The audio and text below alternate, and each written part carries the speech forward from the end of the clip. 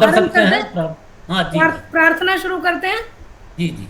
ओम विश्वानि देव सवितर दुरितानि परासुव यत्पत्रं तन्नभास्व।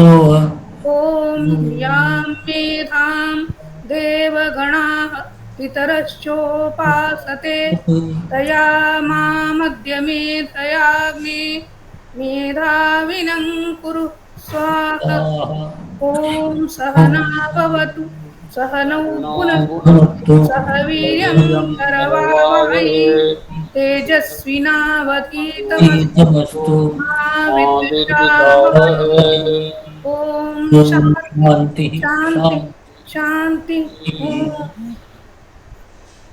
हम लोगों ने इसके पहले ईशावास्य उपनिषद का 18वां मंत्र पढ़ा था, जिसमें परमात्मा के सर्वव्यापक, सर्वगामी और सर्व शुद्ध, नित्य शुद्ध बुद्ध स्वरूप का वर्णन किया गया था सपर्यगात इत्यादि मंत्र के द्वारा, कि वो सपर्यगात सर्वत्र गमनशील है, अर्थात अनादिकाल से भूतकाल की क्रिया के द्वारा ये बतलाया गया कि अनादिकाल से ही वह सर्वव्यापी है, सर्वत्र गया हुआ है। वह शुक्र है, अत्यंत तेजस स्वरूप है।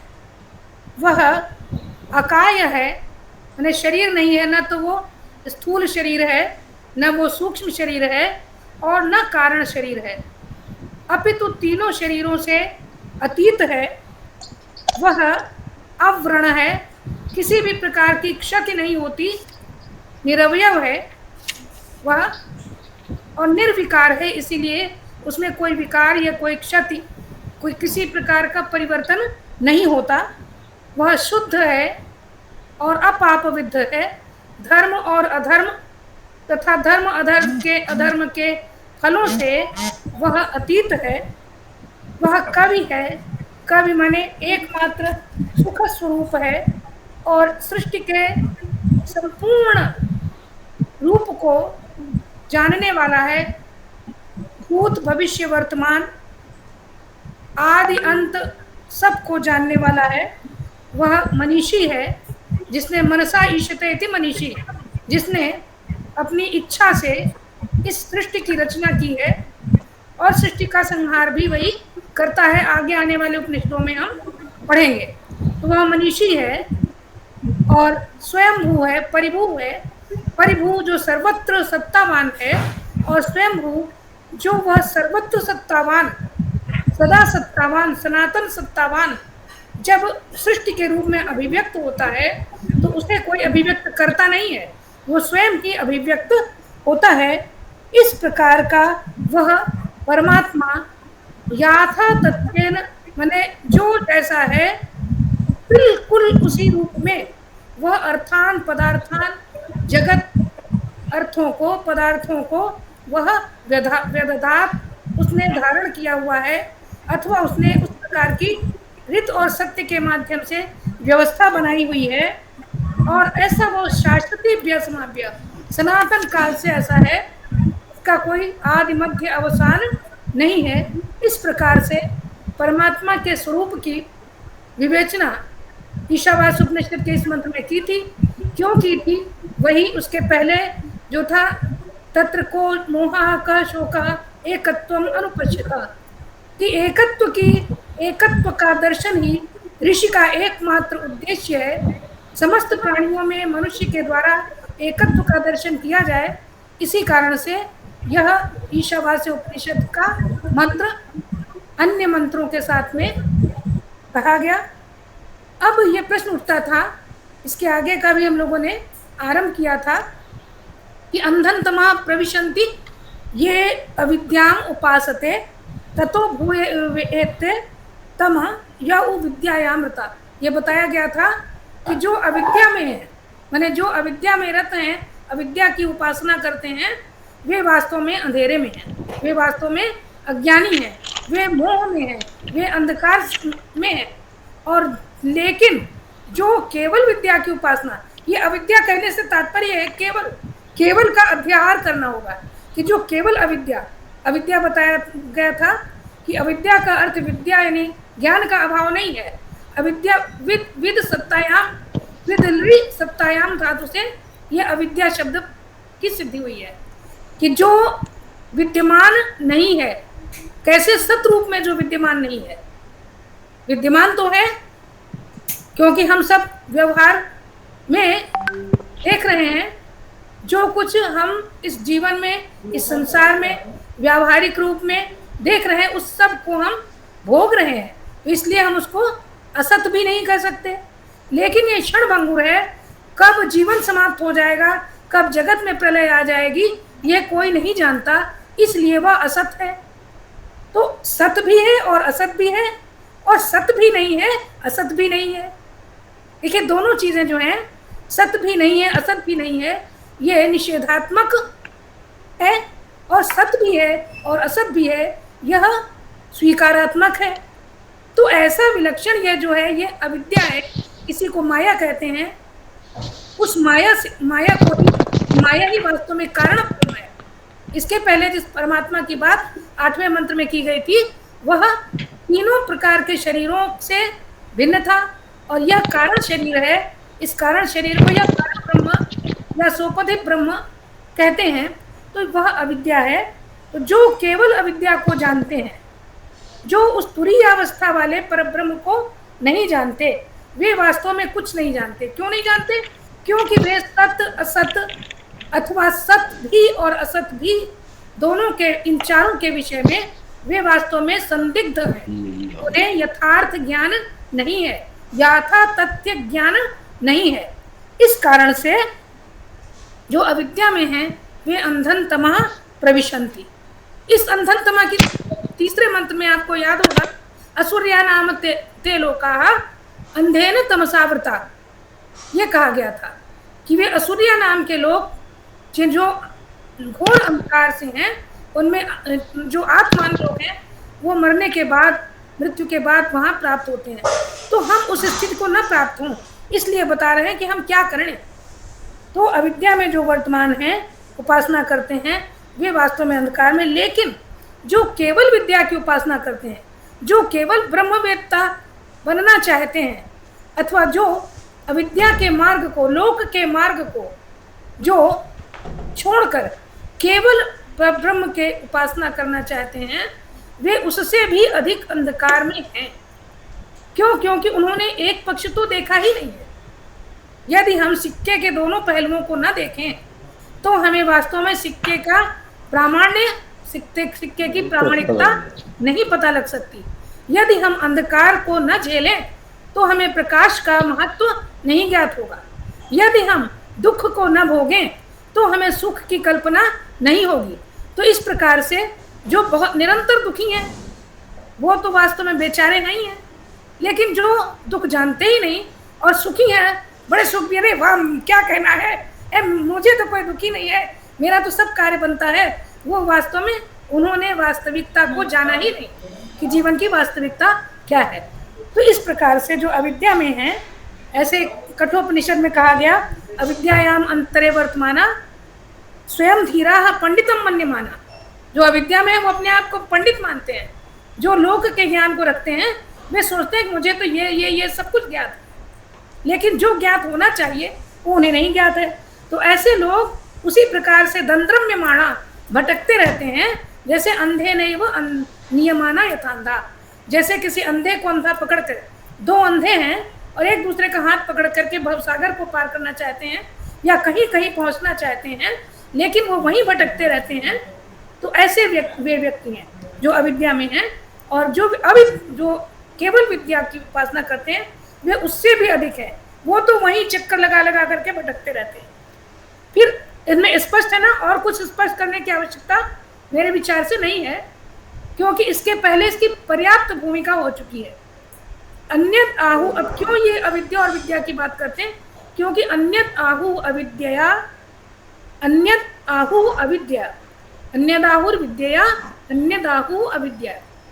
क्योंकि विद्या का फल दूसरा है और अविद्या का फल दूसरा है। किस प्रकार से विद्या और अविद्या एक दूसरे से भिन्न होते हुए भी एक दूसरे के स्वरूप वाले हैं, ये बतलाने के लिए भूमिका बना रहे हैं, क्योंकि विद्या का अन्यत्र फल है, दूसरा फल है, और अविद्या का दूसरा फल है। इति शुश्रुम धीराणाम यो ये नस्तत् विचचक्षरे न, जो हम लोगों ने ऐसे धीर व्यक्तियों से, मनीषी व्यक्तियों से, अपने पूर्व आने वाले मनस्वियों से हम सुनते रहे हैं, सुनते आए हैं। सुश्रुमा, हम सुनते रहते हैं। ये न तद विचचक्षरे, जो ये तथ्य जानते हैं, जो ये जानते हैं कि विद्या और अविद्या दोनों का मार्ग अलग है, जो ये जानते हैं कि अविद्या और विद्या दोनों का मार्ग अलग होते हुए भी दोनों का ज्ञान आवश्यक है, दोनों में चलना आवश्यक है, ऐसे लोगों से हम सुनते रहे हैं कि विद्या और अविद्या दोनों का अलग स्वरूप है, अलग मार्ग है और अलग फल है। अब जब अलग फल है तो वो दोनों के द्वारा किस प्रकार से उस परमात्मा को किया जा सकता है। किसी का खुला हुआ है, किसी का माइक खुला हुआ है। तो किस प्रकार से दोनों के मार्ग से होते हुए परम तत्व का ज्ञान प्राप्त किया जा सकता है, इसकी भूमिका पुनः करते हैं कि विद्याम च अविद्याम च यस्तद्वेदोभयं सः अविद्यया मृत्युम तीर्त्वा विद्यया अमृतमश्नुते। जो विद्याम च अविद्याम च यस्तद्वेद उभयम सः, विद्या और अविद्या को, जो उभयम दोनों को, सह जो एक साथ जानते हैं, जो वेद जिन्होंने जाना है, विद्या और अविद्या को एक साथ जाना है। केवल विद्या को नहीं, केवल अविद्या को नहीं, बल्कि जो अविद्या के स्वरूप को, अविद्या के मार्ग को और अविद्या के परिणाम को, इसी प्रकार विद्या के स्वरूप को, विद्या के मार्ग को, विद्या के परिणाम को जो एक साथ जानते हैं। जब हम प्रकाश और अंधकार दोनों को एक साथ जानते हैं तो हम चुनते हैं कि हमें अंधेरे में रहना है या प्रकाश की किरण की ओर जाना है। जब हम दुख और सुख दोनों के बारे में जानते हैं तो किस प्रकार से अपने पड़े हुए भयंकर दुख में पड़े हुए होकर के भी हम सुख के मार्ग को कैसे चुन सकें, कैसे सुख की ओर प्रस्थान कर सकें, यह संभव है। तो इस प्रकार से अभी भाई साहब जैसे पूछ रहे थे, मुझे से पूछ रहे थे, तो मैंने कहा ठीक है, सबके ऊपर कष्ट आते हैं, सब, किसी को शारीरिक दुख है, किसी को मानसिक दुख है, किसी को सामाजिक सांस्कृतिक दुख है। तो जब हम उस दुख को और उससे निकलने के मार्ग को, चक्रव्यूह से निकलने के मार्ग को यदि हम जानते हैं तो हम निश्चित रूप से उस दुख से सुख के सागर की ओर पहुंच सकते हैं। इसलिए कह रहे हैं कि जो विद्या और अविद्या को एक साथ जानते हैं तो वे क्या होता है कि विद्या अविद्या मृत्युम तीर्त्वा, मृत्यु को पार करके। अब अविद्या से मृत्यु को पार करके का क्या तात्पर्य है? ऐसा नहीं है कि अविद्या मृत्यु है और उसको पार करके वे अमर हो जाते हैं, जन्म और मृत्यु फिर नहीं होता है। यद्यपि हमने कल्पना, हमारे मनुष्यों ने यही की है कि मोक्ष में पुनर्जन्म न विद्यते, पुनर्जन्म नहीं होता है। लेकिन दूसरी ओर भगवत गीता कहती है कि जातस्य हि ध्रुव मृत्यु ध्रुवम जन्म मृतस्य च। तो इस प्रकार से जन्म और मृत्यु तो निश्चित है, अवश्यम भावी है, सनातन है। किसकी जन्म और मृत्यु? शरीर की, स्थूल शरीर की जन्म, स्थूल शरीर का जन्म कैसे मृत्यु को पार करके अमृत को प्राप्त करता है, स्थूल शरीर का जन्म और मृत्यु तो अवश्यम भावी है। उस अर्थ में गीता कहती है कि जातस्य ध्रुव मृत्यु ध्रुवम जन्म मृतस्य च। कारण शरीर भी वो अविनाशी नहीं है। क्यों? क्योंकि वो, क्षमा करें, सूक्ष्म शरीर चूंकि अदृष्टजन्य होता है, सूक्ष्म शरीर चूंकि कर्म का फल स्वरूप होता है, सूक्ष्म शरीर की प्राप्ति में भी कर्म और उसका फल निहित होता है, तो इसलिए वह भी अविनाशी नहीं है। इसी प्रकार कारण ब्रह्म भी, जो सोपधि ब्रह्म है या जिसको हम साकार ब्रह्म कहते हैं, वह भी अविनाशी नहीं है, क्योंकि वह व्यक्त होता है। तो इस प्रकार से अविद्या के द्वारा हम ये मृत्यु को पार करने का तात्पर्य ही है कि अविद्या से हम इस लोक के दुखों को पार करते हैं। दुखों को स्थूल शरीर के रूप में हम कष्टों को, दुखों को, हर प्रकार के दुखों को सहन करने का सामर्थ्य प्राप्त करते हैं। सूक्ष्म शरीर के रूप में हम इस अविद्या के स्वरूप को जान करके कर्म के बंधन से मुक्त होने का प्रयास करते हैं, जो हमारे जन्म जन्मांतरों की यात्रा में संभव हो पाता है। और फिर जो अविद्या है, यानी जो मूल अविद्या है, जो माया है, उसको भी हम पार कर जाते हैं। उस अविद्या के मार्ग से, उस माया के मार्ग से हो करके हम ब्रह्म रूप परम पुरुषार्थ मोक्ष को प्राप्त कर सकते हैं। यही इसका तात्पर्य है कि अविद्या मृत्युम तीर्त्वा, अविद्या से मृत्यु को, लोक को, लौकिक कर्म और फल के भोग को हम पार करते हैं। और विद्या अमृतम अश्नुते, विद्या के द्वारा अमृतत्व की प्राप्ति होती है। पर ब्रह्म को पार करके, प्राप्त करके अमृतत्व की प्राप्ति होती है। यही अविद्या और विद्या का फल है। लेकिन यदि कोई चाहे कि हम बिना अविद्या को पार किए, बिना मृत्यु को पार किए अमरत्व को नहीं पा लें, तो वह संभव नहीं है।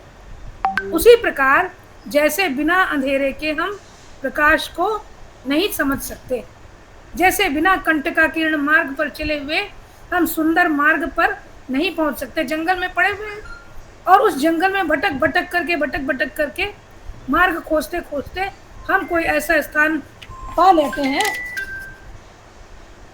ये जरा एक मिनट, ये देख लो जरा।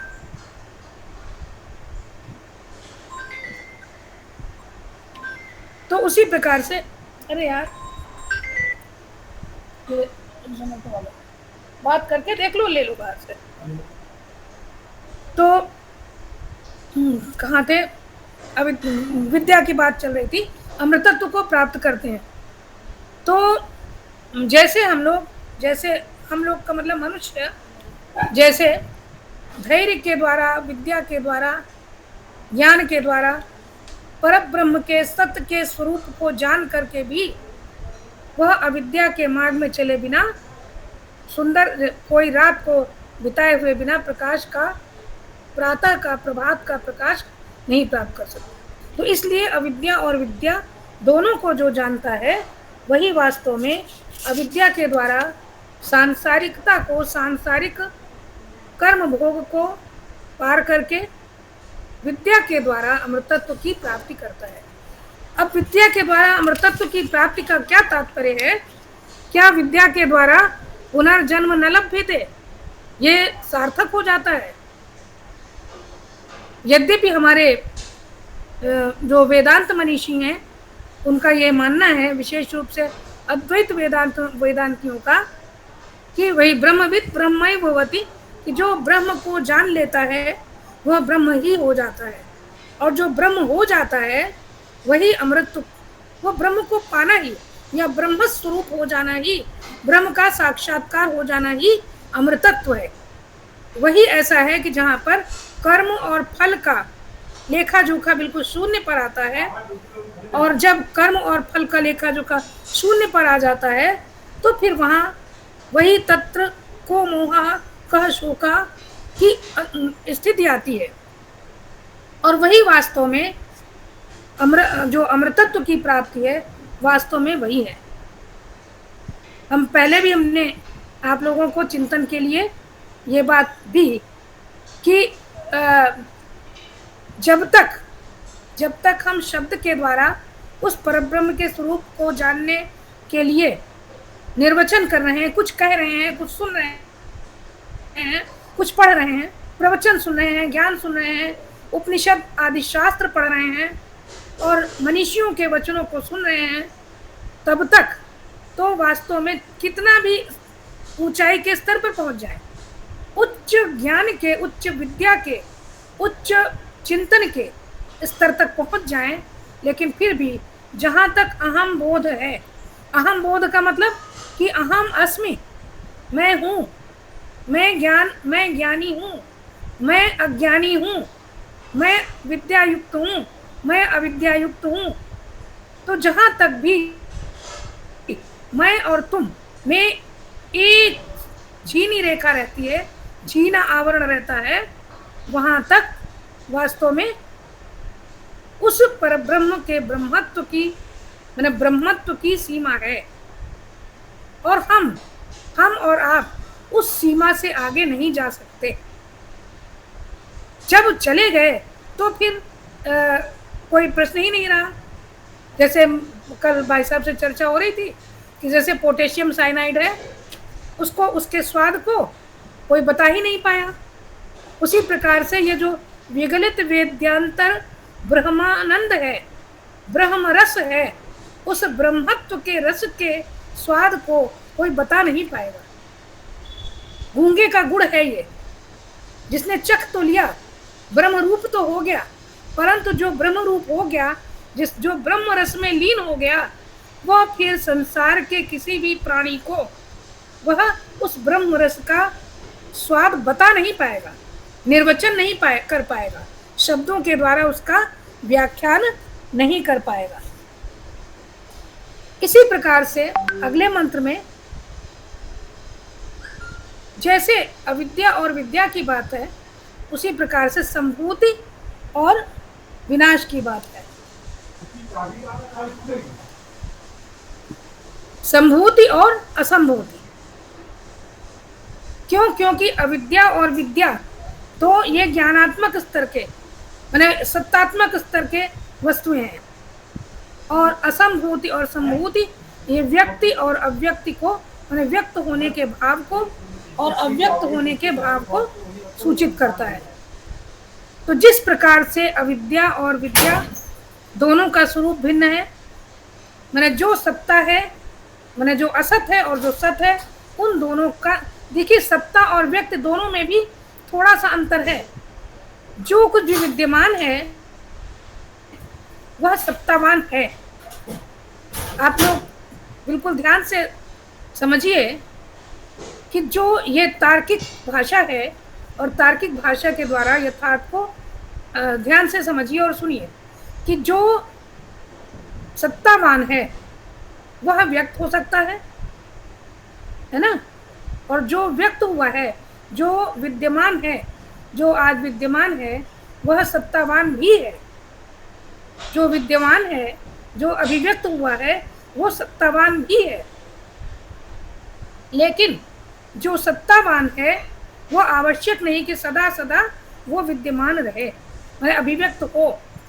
तो जो सत्तात्मक, मतलब जो सत है, सत्ता है, वह यानी पर ब्रह्म है, जो ब्रह्म है, परमात्मा है, वह अभिव्यक्त होता है। और जब अभिव्यक्त होता है तो वह अविद्या और विद्या के रूप में सत्ता भाव से युक्त होता है। तो इस प्रकार से असंभूति और संभूति के विषय में बताते हैं। अन्यत एव आहु संभवात। संभव माने जो संभूति, अभिव्यक्ति, अभिव्यक्ति का फल, संभूति का फल भी अलग होता है। और असंभूति माने जो अभिव्यक्त नहीं हुआ, अव्यक्त का फल पृथक होता है। जिसकी संभूति हुई है, जो उत्पन्न हुआ है, उसका उत्पन्न होने के भाव का अलग फल है, और असंभूति का फल अलग है। इति शुश्रुमधीराणाम ये नस्तद विचक्षिरे। जो उसको जानते हैं, जिन्होंने भली प्रकार संभूति और असंभूति का मंथन किया है। संभूति जो, क्योंकि जो संभव माने जिसका संभव हुआ है, जिसकी उत्पत्ति हुई है, उसका विनाश अवश्य होगा। और जो जिसका जो नाशवान है वो अविनाशी, मतलब अविनाशी का फल पृथक है और विनाशी का फल पृथक है। जो संभव, जिसकी संभूति है वो विनाशी है, और जो असंभूति है वो अविनाशी रूप है। तो इस प्रकार से संभूति और असंभूति दोनों का फल अलग अलग है। इस प्रकार दोनों का अन्यत एव आहु संभवात, अन्यत आहु असंभवात। जैसे पहले अविद्या और विद्या के विषय में बताया, उसी प्रकार से फिर यहाँ बता रहे हैं। ये एक मंत्र छूट गया, अन्यत अंधन तमा प्रविशन्ति ये असंभूतिम उपासते। जैसे जो अविद्या और विद्या को अलग अलग उपासना करते हैं वे वास्तव में अंधेरे में हैं, वे अज्ञान में हैं, उसी प्रकार से जो केवल असंभूति की उपासना करते हैं, जो केवल निराकार ब्रह्म की उपासना करते हैं, जो केवल अविनाशी ब्रह्म की उपासना करते हैं, वे वास्तव में अंधकार में हैं, वे पूर्ण ज्ञान को नहीं प्राप्त करते। तत भूय इवते तमो यह उस संभूत्यांगता।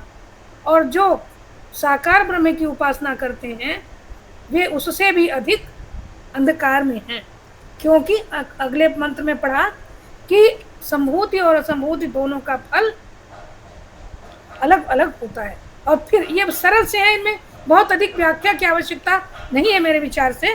फिर भी आगे यदि आपको कुछ शंका हो तो आप पूछ सकते हैं।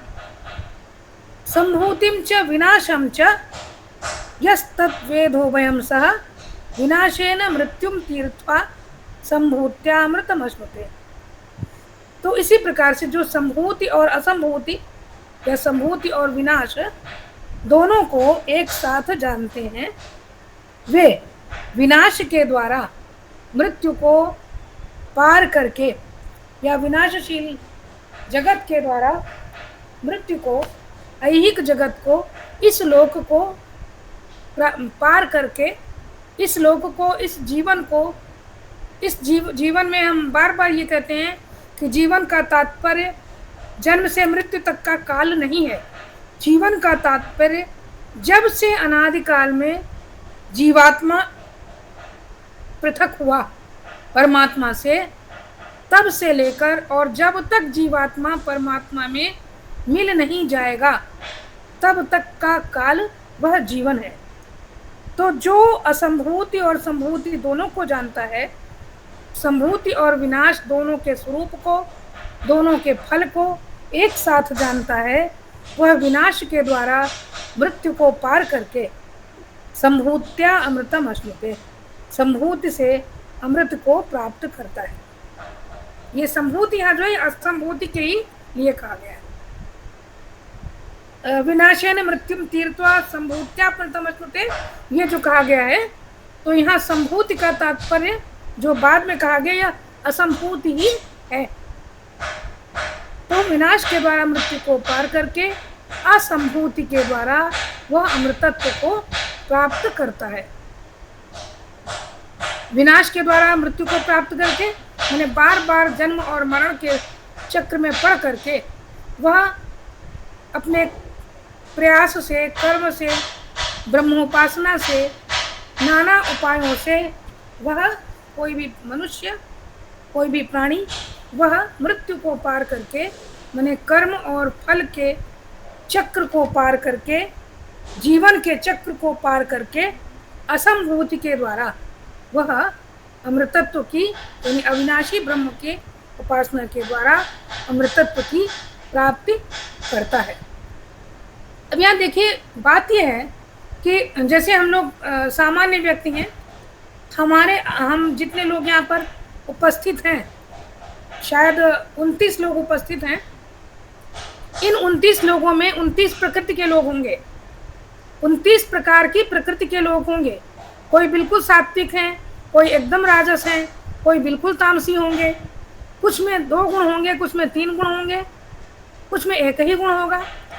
और इस प्रकार से कुछ ऐसे होंगे जिनके पूर्व जन्मों में आगे असंभूति की ओर बढ़ने की प्रक्रिया आरंभ हो चुकी होगी।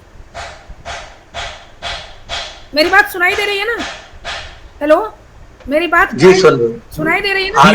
ठीक है, जी सुनाई दे रही है। ठीक है।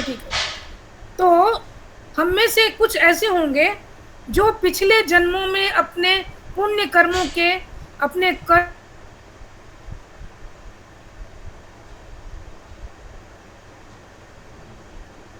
चुके होंगे। कुछ ऐसे हो सकते हैं जो अभी संभूति में ही भटक रहे हैं, जो इस लौकिक चक्र में ही फंसे हुए हैं। और कुछ ऐसे होंगे जो लौकिक कर्म बंधन में पड़े हुए भी ये विचार कर रहे होंगे कि हम किस प्रकार से परम ब्रह्म को प्राप्त करें, किस प्रकार से हम अमृतत्व को प्राप्त करें, किस प्रकार से हम अविनाशी हो जाएं, किस प्रकार से हम ब्रह्म की प्राप्ति कर लें, ब्रह्म साक्षात्कार कर लें। तो अनेक स्तर होते हैं, जीवन के अनेक स्तर होते हैं, और जैसे जैसे जीवन का स्तर वो उच्चतम अवस्था को पहुंचता जाता है, वैसे वैसे संभूति से असंभूति का मार्ग प्रशस्त होता जाता है। तो यही कहने का तात्पर्य है कि लेकिन अगर हम ये थोड़ा कहें, क्षमा चाहूंगा, थोड़ा जी क्षमा चाहूंगा। जी ये जो हमारा मार्ग जो है असंभूति से संभूति की तरफ होना चाहिए। संभूति परमेश्वर तत्व है, नहीं नहीं असंभूति नहीं विनाशील तत्व नहीं है। नहीं ऐसा बता रहे हैं यहाँ पर। ये जो संभूत्या विनाशेन मृत्युम तीर्त्वा संभूत्यामृतम अश्नुते, ये है, इसी को आप कहना चाह रहे हैं ना। ये जी संभूत्या जो है ये वास्तव में संभूति माने प्रभाव के लिए नहीं, ये असंभूति के लिए ही है। और इसमें वैसे मैं टीका बहुतें नहीं पढ़ी हैं, लेकिन एक दो टीकाकारों में मतभेद दिखाई देता है। कुछ लोग विनाश को ही असंभूति मानते हैं जी और संभूति को संभूति मानते हैं, और कुछ जी लोग विनाश माने जो विनाश का क्रम है, माने जो नष्ट क्षण भंगुरता का भाव है, वही तो ये लौकिक जीवन का भाव है ना। और जो संभूत्यामृतम अश्नुते है, यहाँ संभूति में आ का अध्याहार करते हैं, और मतलब मंत्र में जो छंद के भंग न हो, छंद का भंग न हो, इसलिए यहाँ पर आ को छोड़ दिया गया है। तो ऐसे मिलाकर कहेंगे विनाशेन मृत्युम तीर्त्वा संभूत्यामृतम अश्नुते। तीर्त्वा अगर अवग्रह लगाएं बीच में, अवग्रह ना भी लगाएं, यदि तीर्त्वा और संभूत्या को मिला दें एक साथ, यदि तीर्त्वा और संभूत्या को मिला दें तो तीर्त्वा असंभूत्या ऐसा ही हो जाएगा। तो ये मैंने इसलिए कहा हाँ, कि संभूत्या का अर्थ जो है वो गीता प्रेस की पुस्तक के अंदर अविनाशी किया गया, अविनाशी परमेश्वर किया गया हाँ, है। कुछ हाँ, और असंभूत्या का अर्थ जो है वो विनाशी जगत को किया इस गया पर है। विचार करेंगे कि ये जो मत हैं, दो अलग अलग मत हैं, इन दोनों अलग अलग मतों का आधार क्या है, इस पर विचार कर लिया जाए किसी अन्य समय, है ना। किसी अन्य समय इस पर विचार कर लिया जाए। मैंने भी विचार किया, आपने भी विचार किया, लेकिन मुझको ये बात ज्यादा ठीक लगती है कि विनाश के द्वारा, विनाश तो मृत्यु मैंने जो विनाशशीलता है, विनाशशीलता, जहाँ पर विनाश का मतलब अविनाशी ऐसा नहीं हो सकता। जो विनाश लक्षण है, विनाश गुण है, वह संभूति के ही द्वारा होगा। जिसकी संभूति हुई है उसी का तो विनाश होगा। विनाश का अर्थ नष्ट हो जाना नहीं है, विनाश का अर्थ अभिव्यक्त भाव से अनभिव्यक्त हो जाना। व्यक्त का अव्यक्त होना ही विनाश है, इस अर्थ में, है ना। तो व्यक्त का अव्यक्त होना ही विनाश है। तो इस प्रकार से जब अव्यक्त हो गया, उसके बाद में मृत्यु को तीर्थ करने की बात क्या है। आचार्य जो अभी व्यक्त है उसी को तो अव्यक्त होना है ना। जो पहले से अव्यक्त है उसको अव्यक्त होने का प्रश्न कैसे उठेगा। लेकिन फिर भी टीकाकारों का मत है, हम उनका अनादर नहीं करते। तो इस प्रकार से हम अपने मतलब ये विचार कर सकते हैं।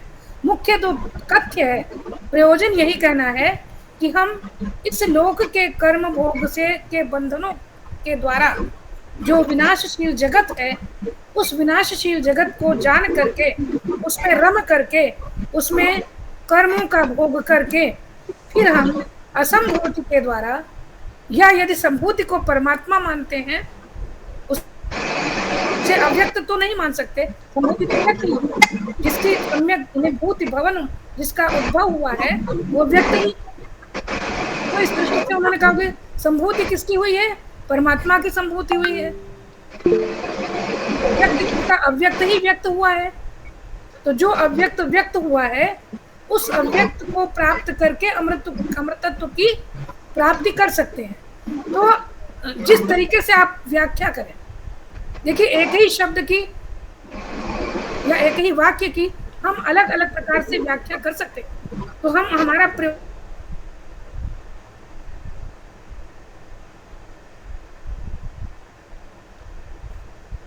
विनाश को यदि हम माने विनाश को यदि हम व्यक्त मानते हैं, व्यक्त होना मानते हैं, तो उस दृष्टि में हमें इसका विनाश के द्वारा जो मृत्यु को पार करके, तो व्यक्त के द्वारा जो अव्यक्त मानते हैं, तो वो अव्यक्त के द्वारा मृत्यु को पार करके नहीं हो सकता, इसलिए वहां हमें व्यक्त मानना पड़ेगा, जगत मानना पड़ेगा। तो जगत जो विनाशी जगत है उसके द्वारा मृत्यु को या जन्म मृत्यु के बंधन को काट करके, उसको पार करके, और संभूति असंभूति के द्वारा अमृतत्व को, परम ब्रह्म के ज्ञान के द्वारा अमृतत्व को पाया जा सकता है। और यदि इसके विपरीत हम विनाशी को अविनाशी के रूप में, परब्रह्म के रूप में देखते हैं, अव्यक्त के रूप में देखते हैं, तो उसके विपरीत व्याख्या करनी होगी। व्याख्या हम किसी प्रकार करें, लेकिन तात्पर्य यही है कि इस सांसारिक भोग के बंधन को, जन्म और मृत्यु के बंधन को, कर्म और फल के भोग को, उसको पार किए बिना हम उस परब्रह्म तक नहीं पहुंच सकते। किसी के माइक से बहुत डिस्टरबेंस आ रही है। हाँ, ये शायद राजेंद्र प्रकाश सक्सेना जी का ऑन था, और दूसरे सक्सेना जी का भी ऑन है। आचार्य ये बताइए कि जो संभूति है उसका अर्थ क्या हम व्यक्त, और असंभूति का अर्थ क्या अव्यक्त लें हम? भाई वही मैं कह रही हूँ ना कि अलग अलग, हमारी तो कोई बिसात नहीं है ना, हम लोगों की कोई बिसात नहीं, क्योंकि हम तो छोटे से बस खाली अध्येता है, जो थोड़ी सी भगवान ने एक जो है वो कण भर बुद्धि दी है, और उस कण भर बुद्धि के द्वारा हम लोग चिंतन करते हैं। लेकिन निश्चित रूप से हमारे पहले जो भी हमारे मनीषी हुए हैं, उन्होंने अपनी बुद्धि के द्वारा जो सोचा, तो अलग अलग काल में हुए और अलग अलग प्रकार से उन्होंने व्याख्या की, है ना। तो मेरा कहने का तात्पर्य केवल इतना है कि चाहे हम संभूति और असंभूति के शाब्दिक अर्थ के चक्कर में न पड़े, क्योंकि यदि हम विनाश शब्द को अविनाशी अव्यक्त परब्रह्म के रूप में देखते हैं, तो उसका अभिप्राय ये होगा कि उस अव्यक्त के को जान करके अविनाशी ब्रह्म को जान जाते हैं जब, तो हम मृत्यु को पार कर लेते हैं। लेकिन चूंकि पहले वाले मंत्र में अविद्या से मृत्यु को पार कर विद्या के द्वारा या ब्रह्म विद्या के द्वारा अमृतत्व की प्राप्ति का एक जो तात्पर्य बताया गया, जो स्वरूप बताया गया, उसको यदि देखें, यदि उससे समानता करें, तो मुझे ऐसा उचित लगता है कि हम विनाशी को व्यक्त जगत माने या व्यक्त जीवन माने, और जो संभूति है उसको हम असंभूति के अर्थ में लें, उसको हम अव्यक्त परमात्मा लें। तो व्यक्त के द्वारा जो व्यक्त जगत है, व्यक्त जगत में ही तो हम रहेंगे ना, हमारा जीवन व्यक्त जगत में व्यवहार करता है। तो व्यक्त जगत में व्यवहार करने के साथ हम, अब ये साथ जानने का तात्पर्य यही है कि हम सब गृहस्थ हैं, हम लोग घर गृहस्थी में बसे हुए हैं, हमने अध्ययन किया, हमने नौकरी की, हमने विवाह किया, बच्चे संतान पैदा की, उनका पालन पोषण, मतलब हम सारे अपने जो हमारे आश्रम धर्म हैं, उन आश्रम धर्मों का पालन करते हुए हम विद्या को, संभूति को, असंभूति को, परब्रह्म को, अव्यक्त को जानने के लिए इच्छुक हैं और उस दिशा में प्रवृत्त हो रहे हैं। तो व्यक्त के द्वारा अव्यक्त को प्राप्त करना, यह मुझे उचित लगता है। और वैसे मैंने जो दोनों को, व्यक्त और अव्यक्त दोनों के स्वरूप को जो एक साथ जानता है, ये नहीं कि अच्छा पहले हम जी लें, पहले, है ना, ईट ड्रिंक कैन बी मेरी, पहले हम खाएं पिए भोग करें, ऋणम कृत्वा घृतम पीवेत वाली चार्वाक नीति को अपनाएं और भोग करते रहें। और देखा जाएगा जब बुढ़ापा आएगा, अभी तो हम लोग बूढ़े हो गए हैं, इससे भी बूढ़े हो जाएंगे, या अगले जन्म में देखा जाएगा, तो तब देखेंगे। ये सब नहीं, जब एक साथ हम मैंने संभूति और असंभूति, विनाश और अविनाश, व्यक्त और अव्यक्त, इनको दोनों को जानते हैं, तो मैंने व्यक्त के द्वारा विनाशी जगत के द्वारा अव्यक्त को, अविनाशी ब्रह्म को प्राप्त करते हैं। मैं जो टीकाकारों ने जो दो भिन्न भिन्न बिल्कुल विपरीत अर्थ लगाए हैं, उस विषय में मैं कोई टिप्पणी नहीं करूंगी उस विषय में, क्योंकि दोनों के प्रति हमारा आदर है, और दोनों ने अपने हिसाब से, क्योंकि जहाँ तर्क चलता है ना, तो यस तर्केण अनुसंधत्ते स धर्मम वेद नेतरा, जो तर्क से धर्म की व्याख्या करता है वही वास्तव में धर्म को जानता है। तो तर्क के द्वारा हम लोग जैसे बचपन में डिबेट करते थे, वाद प्रतियोगिता में भाग लेते थे, तो उसी विषय पर हम पक्ष में भी बोलते थे और फर्स्ट आ जाते थे, उसी विषय पर विपक्ष में भी बोलकर फर्स्ट आ जाते थे। क्यों? अभी भी जो लॉयर्स हैं, जो विधि वेत्ता हैं, वकील हैं, वो यही तो करते हैं ना।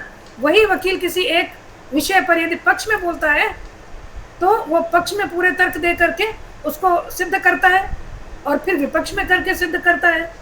तो हमारे मनीषियों ने जिसने जो अर्थ किया है उसने उस अर्थ को पूरी ईमानदारी से विश्लेषित किया है, और लेकिन अभिप्राय दोनों का एक ही है। यदि अभिप्राय एक है तो हमें अधिक चिंता करने की या अधिक उसमें संदेह करने की आवश्यकता नहीं है।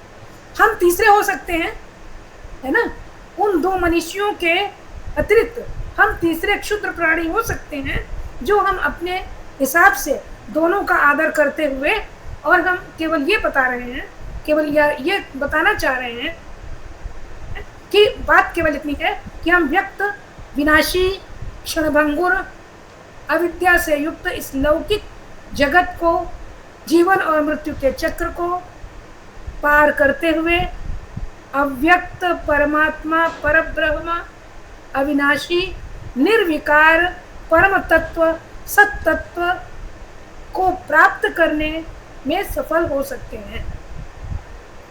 इसके अतिरिक्त यदि आप लोगों को कोई इसमें कोई शंका है तो उस शंका का समाधान आपकी अपनी बुद्धि करेगी। ना आप क्या विवेक, भाई आप भी तो, आप विवेकशील हैं और आप चिंतनशील हैं, इसलिए आप जिस अर्थ को आप स्वीकार करना चाहते हैं उसको कर सकते हैं, लेकिन मुख्य वही है। सर्वदेव नमस्कारः केशवम प्रति गच्छति। जिस भी दिशा से, जिस भी मार्ग से जाएंगे, चाहे आप विशिष्टाद्वैतवादी हैं, चाहे आप अद्वैतवादी हैं, चाहे आप वैष्णव हैं, चाहे आप द्वैतवादी हैं, सबका उद्देश्य वही मोक्ष की प्राप्ति करना है। और मोक्ष क्या है? चाहे वो सायुज्य मोक्ष है, सायुज्य की प्राप्ति है, चाहे वो अद्वैत की प्राप्ति है सब कुछ मोक्ष ही है, सब कुछ ब्रह्म की प्राप्ति। तो ये 45 हुआ। आगे का मंत्र आरंभ करें या यही रोक दें?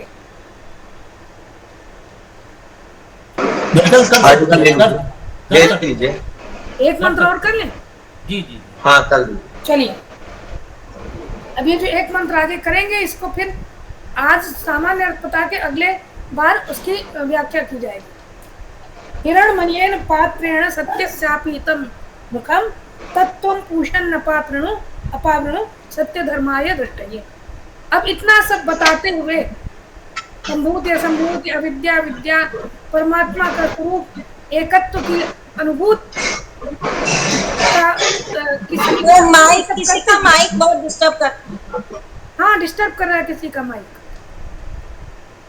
तो इसके बाद अब साधक क्या कहता है या ऋषि क्या कहता है? ऋषि कहता है वास्तव में है सब घपलाबाजी, है ना, है सब गड़बड़, क्योंकि हम खुद भटक रहे हैं, धंधर्म में मार रहे हैं, हम सत और असत को जान नहीं पा रहे हैं, हम विद्या और अविद्या के स्वरूप को, संभूति और असंभूति के स्वरूप में हम उसमें भेद नहीं जान पा रहे हैं। उनके कैसे हम मृत्यु को पार करके अमृतत्व की प्राप्ति करें, ये हम समझ नहीं पा रहे हैं। कैसे संभव होगा? क्योंकि हम तो मरणशील मनुष्य हैं ना, हम कर्मशील प्राणी हैं, कर्म योनि में हैं। और कैसे, जब कर्म योनि में हैं, बिना ब्रेक के गाड़ी चली जा रही है, तो उसको कैसे हम ब्रेक लगा करके रोकें? कैसे उस कर्म के बंधन को रोकें? और किस प्रकार से हम असंभूति तक पहुँचे? किस प्रकार से हम अपने जीवन और मरण के बंधन से मुक्त हों? तो कह रहे हैं कि हिरण्मयेन पात्रं, अब दूसरे की शरण में जाते हैं। जैसे भगवत गीता में भगवान कहते हैं, भगवान कृष्ण वो हमारे ही प्रतिनिधि हैं, जो कहते हैं ना सर्वधर्मान परित्यज्य मामेकं शरणं व्रज। तो वास्तव में वो सर्वधर्मान परित्यज्य मामेकं शरणं व्रज जो कहते हैं, तो वो कृष्ण व्यक्ति नहीं है, कृष्ण भी हमारे ही जैसे हैं उस समय, और उस परम पिता परमात्मा के परब्रह्म के लिए ही वो कहते हैं, वही आदेश दे रहा है। और यहाँ क्या है, वहां कहते हैं कि माम एकम शरणम व्रज, और यहाँ कह रहे हैं कि हम आपकी शरण में आए। जैसे अर्जुन कहते हैं ना कि आप शिष्यो हम त्वाम शादी माम त्वाम प्रपन्ना, कि मैं तुम्हारा शिष्य हूँ, मुझे अनुशासन दो, मुझे बताओ कि मैं कैसे चलूं। तो यहाँ पर पूषा जो है वास्तव में वही परब्रह्म परमात्मा है, और पूषा परब्रह्म परमात्मा के अनंत नाम है। एकम सत विप्रा बहुधा वदंती, ऐसा वेद में कहा गया कि एक ही सत वास्तव में एक ही है, लेकिन नाम उसके अनंत हैं। और वो अनंत नाम जो है, देखिए ये जो है जिसका कोई नाम नहीं है, उसको नाम देने का अभिनिवेश है, उसको नाम देने का क्रम है, क्योंकि वो अनंत गुणों वाला है।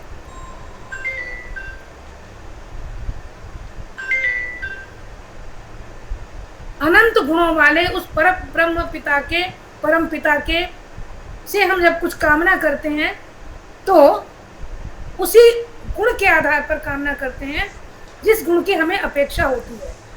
जैसे हम एक नाम है, किसी का एक नाम है और वो अपने बच्चों के पिता हैं, अपने माता पिता के पुत्र हैं, है ना, अपने मित्र के मित्र हैं, कहीं वो बॉस हैं, अधिकारी हैं, कहीं वो कर्मचारी हैं। तो जो जैसा, उसके बाद भी बहुत सारे निकनेम होते हैं, अरे दुष्ट, अरे यार, है ना, अरे गुरुजी, तो बहुत सारे नाम हैं। तो जो उन धर्मों, उन गुणों के कारण होते हैं। तो यहाँ पूषा जो है, ये पोषणम करोति थी, पूछा जो पोषण करता है, परब्रह्म परमात्मा ही वास्तव में समस्त जगत का पोषण करता है, इसलिए उसे पूषा कहा। तो कहते भगवान आप ही सबके पोषण करने वाले हो, आप ही सबके पूषा हो, पोषण करने वाले हो, तो आपके ही पास हम प्रार्थना लेकर आए हैं।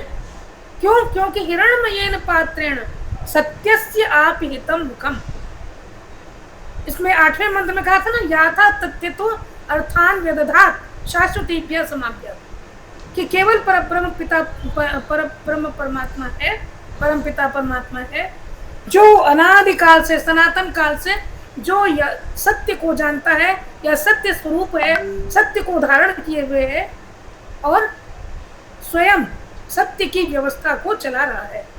तो इसलिए वो कहते हैं कि सत्य का मुख तो ढका हुआ है, मैं कैसे सच को जानूं? सत्य क्या है, सत्य क्या है? वह विद्या और अविद्या को एक साथ जानने का उपाय क्या है? क्योंकि हमें तो अविद्या भी विद्या लगती है और विद्या भी अविद्या लगती है, हमें तो संभूति और असंभूति में कोई अंतर ही नहीं लगता है। तो आप क्यों, सत्य का मुख किससे ढका हुआ है? हिरण्मयेन पात्रेण, सोने के बर्तन से ढका हुआ है। जैसे सोने के घड़ा है, सोने का घड़ा हमें ललचा रहा है, उसको देख के हम आकर्षित हो रहे हैं। ये सोने का घड़ा क्या है? ये अविद्या है, माया है, ये जगत है, और इसके अंदर जो सत्य छिपा हुआ है वह तो हम देख ही नहीं पा रहे हैं, क्योंकि हमारी दृष्टि तो बस केवल उस सोने के घड़े तक पहुंच रही है। उसके अंदर का जो सत्य है, चाहे वो विष हो, चाहे वो सर्प हो, चाहे वो कुछ और हो, चाहे अमृत हो, पीयूष हो, क्या है ये हमें नहीं पता है। तो इसलिए जब तक हमारी दृष्टि उस अंदर वाले सत्य को नहीं जान पाएगी, नहीं देख पाएगी, तब तक तो हम यही समझेंगे कि ये तो सोना है, हमें भटका रहा है, भटकते रहेंगे।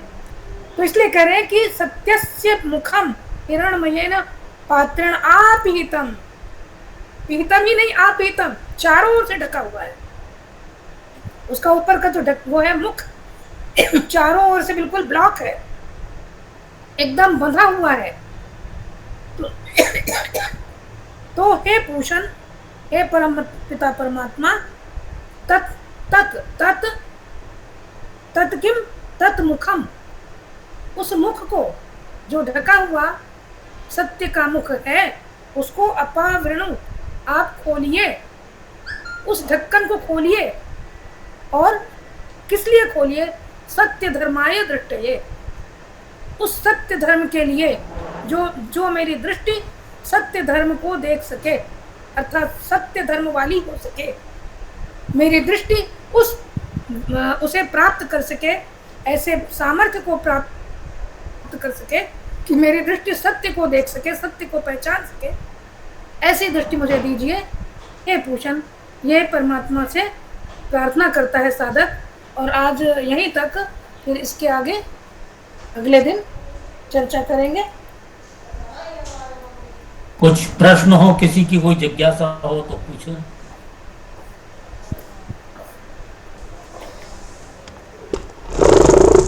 एक जिज्ञासा मेरी है, अविद्या मृत्यु तीर्थवा। अब अविद्या, जब हम माया को मार रहे हैं अविद्या, तो माया से तो हम मृत्यु को नहीं पार कर सकते हैं। मृत्यु को क्यों? देखिए, माया से माया ये जानना पड़ेगा कि माया क्या है। में डालती है। नहीं, ये जानना पड़ेगा कि माया क्या है। बहुत अच्छा प्रश्न आपने किया। मैं इस पर चर्चा करना चाहती थी, लेकिन समय अभाव के कारण मैंने उस ओर गई ही नहीं। माया क्या है? माया, अविद्या, असत, ये तीन ऐसे शब्द हैं जिनको हम लोग जैसा शास्त्र, मतलब तत्व ज्ञान में, या जैसा शास्त्र, जैसा वेदांत मानता है, वो हम नहीं समझते हैं। अविद्या तो समझ में आ गया होगा। अविद्या माने जो विद्या के अतिरिक्त जो भी लौकिक विद्या है। लौकिक विद्या का मतलब वेद विद्या, शास्त्र विद्या, व्यवहार विद्या, जो अपूर्ण विद्या। हाँ, और वो विद्या सत्तात्मक, विद्या सत्तायाम, जो कुछ भी सत्तात्मक है वो सब अविद्या है। अब वो सब जो अविद्या है वही माया भी है। और माया का क्या है? माया का स्वरूप सदसत विलक्षणा प्रतीति माया। माया सत और असत दोनों से विलक्षण है। माया ऐसा नहीं कि वो ब्रह्मजाल में फंसाती है, माया ही व्यवहार का कारण है। और माया जो है ब्रह्म की शक्ति है, पर ब्रह्म की शक्ति है माया। और वह माया भी, बिना माया के ब्रह्म तो नपुंसक है, वो निरवयव है, निराकार है, निर्गुण है, वह सृष्टि में लिप्त ही नहीं है। जब तक माया की शक्ति से, उसकी जो शक्ति माया है, वो जब तक स्पंदन नहीं करेगी तब तक सृष्टि का तो कोई प्रश्न ही नहीं है। और वह जो माया है उसकी भी फिर दो शक्तियां हैं। जैसे एक जो है वो बड़ी शक्ति है, एक पावर हाउस है, और उस पावर हाउस में फिर बहुत सारी छोटे छोटे पावर हैं। तो मुख्य रूप से उस माया की फिर दो शक्तियां हैं, आवरण और विक्षेप। ये बहुत महत्वपूर्ण शक्तियां हैं, और इन दोनों से वो जो कार्य करती है, ये बड़ा महत्वपूर्ण प्रश्न है कि भाई एक और सत्य है, दूसरी ओर असत है, एक और विद्या है, दूसरी ओर अविद्या है, एक और ब्रह्म है, दूसरी ओर जगत है। दोनों अलग अलग गुणों वाले, अलग अलग धर्म वाले तत्व हैं। तो कैसे इनमें आपस में संयोग होगा? तो माया क्या करती है? अपनी आवरण शक्ति को, पहले आवरण माने ढकना, तो आवरण शक्ति के द्वारा सत्य के स्वरूप को ढक लेती है। हिरण्मयेन पात्रेण सत्यस्यापितम। तो अपनी आवरण शक्ति के द्वारा ब्रह्म का जो निर्गुण, निर्विकार, निरवयव, शुद्ध बुद्ध मुक्त स्वरूप है, उसको ढक लेती है। और दूसरी है विक्षेप शक्ति, और विक्षेप शक्ति के द्वारा उसको ढक करके उसी से, चूंकि भाई शक्ति और शक्तिमान अलग तो नहीं है ना, व्यक्ति और व्यक्ति की शक्ति अलग तो नहीं है ना, तो अपनी आवरण शक्ति से ब्रह्म के स्वरूप को ढककर, और विक्षेप शक्ति, विक्षेप में फैलाना, विक्षेप शक्ति के द्वारा वो सब अपना विस्तार फैलाती है। और अपना विस्तार फैलाने में फिर वही एक क्रम होता है सृष्टि का, जो क्रम वेदांत में, सांख्य में और पदार्थवादी दर्शनों में अलग अलग प्रकार से कहा गया है। तो इस प्रकार से माया वास्तव में माया ही, और माया ही कारण ब्रह्म है। कारण ब्रह्म नहीं है, पर माया ही कारण, कारण शरीर है। और वही सांख्य में प्रकृति के रूप में है। यद्यपि प्रकृति और माया में भी थोड़ा अंतर है, यदि अंतर न होता तो अलग अलग शब्द नहीं होते। हाँ। लेकिन हम जब श्वेताश्वतर उपनिषद देखा, उसके चौथे अध्याय का 14वां मंत्र कहता है कि माया और प्रकृति में भेद नहीं है। माया प्रकृति विद्या, माया प्रकृति, हाँ, भेद नहीं है। हाँ, मायाम प्रकृतिम विद्यात्, इस तरह से उसमें लिखा हुआ है। हाँ, तो अलग अलग संदर्भों में इसकी व्याख्या अलग अलग अलग तरीके से किया गया। फिर वो एक अलग अलग अलग विषय हो तरीके से। जाएगा। दूसरी बात यह है, देखिए, हाँ, नहीं नहीं, एक क्षण जरूरी है, आवश्यक है। हाँ, भेद नहीं है बिल्कुल। माया, अविद्या, प्रकृति, किसी में भेद नहीं है। हाँ, ये तत्व की दृष्टि से एक हैं, लेकिन कार्य की दृष्टि से भिन्न है, कार्य की जी, दृष्टि अलग। बिल्कुल बिल्कुल व्यवहार ऐसे की ही। दृष्टि से भिन्न है। हाँ, यही व्यवहार की यही बात दृष्टि से है। भिन्न है। हाँ, क्या देखिए, अपने- माया जैसे ना, ये जो एक क्रम है, जैसे ब्रह्म है, वहां बिल्कुल सब कुछ निष्क्रिय है। हाँ, और जहां स्पंदन हुआ किसके, माया के द्वारा, और आवरण और विक्षेप, दो दिशाएं, दो धाराएं बही, आवरण के द्वारा ब्रह्म के स्वरूप को ढककर, अभी माया जो है वो प्रधान है। वैसे जी। प्रकृति को प्रधान कहा गया है। अब ये माया जो है, ये निष्क्रियता और सक्रियता के मध्य की अवस्था है। निष्क्रियता और सक्रियता के मध्य की अवस्था है। अब ये निष्क्रिय, ये न तो निष्क्रिय है और न सक्रिय है। और जैसे ही वो सक्रिय होती है, वैसे ही वो प्रकृति हो जाती है। और लेकिन वह जो प्रकृति है, वह सत्व, तम और सत्व, रज और तम तीनों की साम्यावस्था है। जो त्रिगुण हैं, वो वहाँ स्पंदनशील तो होते हैं, लेकिन वो समान स्तर पर, एक ही लेवल पर वो घूमते रहते हैं। लेकिन एक वन स्कूल ऑफ थॉट वो ऐसा भी है कि साम्यावस्था में, तीनों गुणों की साम्यावस्था के अंदर प्रकृति अव्यक्त रूप में रहती है। हाँ, और जब साम्यावस्था जब डिस्टर्ब होती है, तभी वो व्यक्त रूप में आती है। अब देखिए, हाँ, देखिए, साम्यावस्था में वो, अब फिर प्रकृति और अव्यक्त में भी एक ही मतलब प्रकृति के लिए अव्यक्त, प्रधान, अनेक शब्दों का प्रयोग है, हाँ। लेकिन अनेक धर्मों के आधार पर है। जब तक अव्यक्त है, और जैसे माया ब्रह्म और प्रकृति के मध्य की अवस्था है, वैसे ही प्रकृति माया और व्यक्त के बीच की अवस्था है ना। तो जब तक प्रकृति की साम्यावस्था है, तब तक वो व्यक्त नहीं है, तब तक वो अव्यक्त है। तो वो अवस्थागत है। वो उसका जो अव्यक्तत्व है, वो अव्यक्त अवस्था के कारण है। और जैसे ही वो व्यक्ति की दिशा में आई, जैसे ही तीनों गुणों में विक्षोभ हुआ, वैसे ही सबसे पहले महत की उत्पत्ति हुई। बुद्धि, महत, बुद्धि, और फिर बुद्धि के बहुत सारे धर्म हैं, 8 फिर हम फिर हाँ, वो एक क्रम प्रकार से अलग अलग। अच्छा, खैर, तो अपने मूल जी। प्रश्न पर आते हुए, हाँ, ये जो 11वां मंत्र है, अविद्या मृत्युम तीर्थवा, हाँ। तो इसका मतलब अविद्या जो है वो सत्य असत्य का जो है वो सदुपयोग, मतलब है कर्म के तत्व से हम मृत्यु को तर सकते हैं, ऐसा अभिप्राय हम ले सकते हैं। किसके तत्व से? कर्म के तत्व से। कर्म के जाने बिना नहीं कर और ये सकते। कर्म बिल्कुल निश्चित सही रूप से वो निष्काम कर्म है। निष्काम हाँ। कर्म। हाँ, तो निष्काम कर्म के द्वारा हम मृत्यु को तर सकते हैं। हाँ। तो यहाँ जो अविद्या का अभिप्राय लिया गया है, शायद वो हाँ। ये है कि कर्म के तत्व को जानकर और निष्काम कर्म के द्वारा हाँ, हम मृत्यु हाँ। को तर सकते हैं। हाँ, लेकिन जब हम सकाम कर्म नहीं करेंगे, तो निष्काम कर्म तक पहुंचेंगे ही नहीं। बिल्कुल सही बात है। हाँ। शुरुआत सकाम कर्म से ही होती है, हाँ, क्योंकि हाँ, जब पता लगता है कि सकाम कर्म से भी कोई श्रेष्ठ वस्तु है, तो हम निष्कामता की तो तरफ निष्काम। हाँ। सकाम कर्म चलिए। एक तरह से रास्ता, मार्ग है। बात सही बात। तो आज अब बंद किया जाए। हाँ जी, हाँ। हाँ, बहुत बहुत धन्यवाद आज हम लोगों को आचार्य, प्रस्थान करना है जरा। बहुत बहुत धन्यवाद। आदरणीय आचार्य जी, एक छोटा सा प्रश्न करने की अनुमति चाहता हूँ। हाँ, बताइए। हम तो बहुत छोटे लेवल के मतलब प्राणी हैं। तो नहीं, ऐसा कुछ नहीं है। गीता में भगवान ने दूसरे अध्याय के अंदर नास्तो विद्यते भावो है, वहाँ हाँ। सत और असत कहा गया है। तो सत तो उन्होंने आत्मा या परमात्मा के लिए है, और असत जो है वो प्रकृति के लिए है। नहीं, ऐसा कुछ नहीं है। उन्होंने केवल बताने का प्रयास किया है कि जिसकी सत्ता नहीं है, आप यदि कहें कि इसकी सत्ता है, इसकी नहीं है, या ऐसा है वैसा नहीं है, तो उनका तात्पर्य केवल इतना है कहने का कि जिसकी सत्ता नहीं है, उसकी सत्ता तो हो ही नहीं सकती, और जो सत्य है उसका अभाव हो ही नहीं सकता। तो इसलिए सत्य तो है ही है, उसका अभाव नहीं हो सकता। यदि सत्य का अभाव हो सकता, तब तो फिर व्यवस्था ही गड़बड़ हो जाती है। तो ये केवल एक समझाने का तरीका है, बताने का तरीका है। इसलिए क्योंकि वो बताते हैं ना कि सत और असत, सत जिसकी सत्ता है उसका अभाव नहीं है, वो असत नहीं हो सकता, और जो असत है वो सत नहीं हो सकता। इसका तात्पर्य ये बिल्कुल नहीं है कि वो कह रहे हैं कि सत्य की सत्ता नहीं है, क्योंकि वेदांत में देखिए भगवत गीता में उन्होंने केवल इसी आशय से कहा है, सब अपने साधक को या अर्जुन को समझाने की दृष्टि से कि भाई तुम ऐसा मत सोचो कि ऐसा नहीं है। लेकिन जो वेदांत में सत और असत है, वो सत ब्रह्म है और सत से भिन्न जितना कुछ भी है वो सब असत है। और असत का मतलब झूठ नहीं है, असत का मतलब मिथ्या नहीं, मतलब मिथ्या तो है ही, मिथ्या का अर्थ कुछ और है।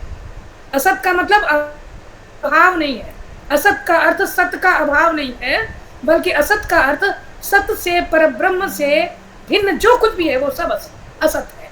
बहुत सुंदर। तो जिस प्रकार से मिथ्या को ऐसे डिफाइन करते हैं कि जो सत्य तो ना हो लेकिन सत्य की तरह प्रतीत हो, हाँ। उसको मिथ्या इस तरह से कहा जाता है। तो खैर बहुत बहुत धन्यवाद आचार्य, आपने बहुत सुंदर तरीके से अनेक मंत्रों की व्याख्या की। अब हम शांति पाठ करते हैं। ओम ज्योः शांतिरंतरिक्ष भूम शांति, पृथ्वी शांतिरापः शांतिरौषधयः शांतिः, वनस्पतयः शांतिर्विश्वे देवाः शांतिर्ब्रह्म शांतिः, सर्वगुण शांतिः शांतिरेव शांतिः, सामा शांतिरेधि। ओम शांतिः शांतिः शांतिः। सर्वेभ्यो नमो नमः। नमो नमः आचार्य, सर्वेभ्यो नमो नमः। नमो नमः। नमो नमः। नमो नमः। नमो नमः।